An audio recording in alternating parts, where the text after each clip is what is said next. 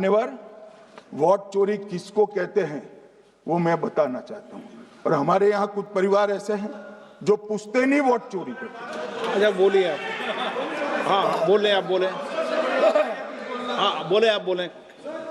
Speaker sir, मेरा कल एक सवाल था जो हिंदुस्तान के इतिहास में पहली बार डिसीजन लिया गया कि इलेक्शन कमिश्नर्स को फुल फुल इम्यूनिटी दी जाएगी। ठीक है, ये है ना, इसका जवाब इसका पीछे मैं खत्म नहीं किया सर। इसके पीछे जो थिंकिंग थी वो हमें सबसे पहले बताएं। ठीक है। दूसरी बात, नहीं हरियाणा की जहां इन्होंने बात की, इन्होंने एक उदाहरण लिया, वहां पर अनेक उदाहरण हैं। वो भी आपने दिया था ना, 19 वो भी आपने दिया था, इसलिए वो भी 19 लाख वहां पे फेक लोग, वो उदाहरण आपने दिया था, इसलिए उसका जवाब दिया। और ये भी हमें बता दीजिए, actually let us have a debate on my press conference. Let us go. Let us have very good idea. Let us have a debate on my press conference. Amit Shah ji, I challenge you to have a debate on the 3 press conferences. Please.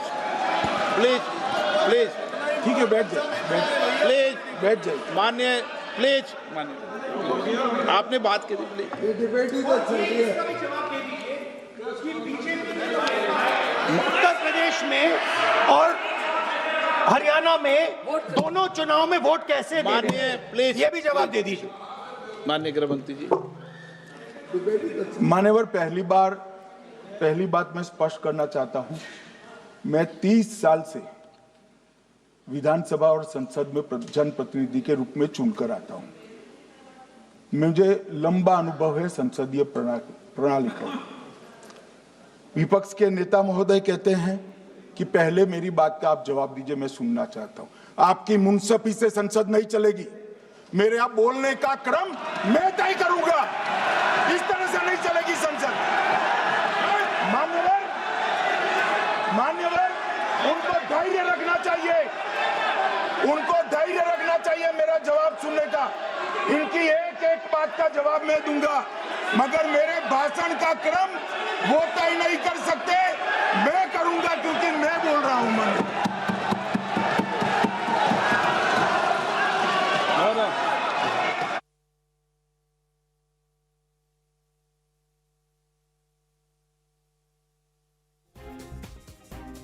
एक minute गृह मंत्री जी, एक minute गृह मंत्री, क्या गलत बोला उन्होंने यही बोला, आपने जो बात उठाई है मुझे कब बोलना है मैं तय करूंगा, यही बोला ना। उसमें क्यों उत्तेजित हो रहे हो आप?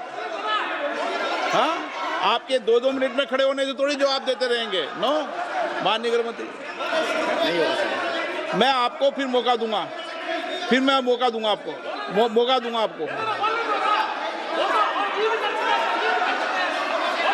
हाँ बोलिए, बोलिए सर। ये बोलिए, आपने अगर अमित शाह जी का रिस्पॉन्स देखा तो ये कंप्लीटली डिफेंसिव रिस्पॉन्स है।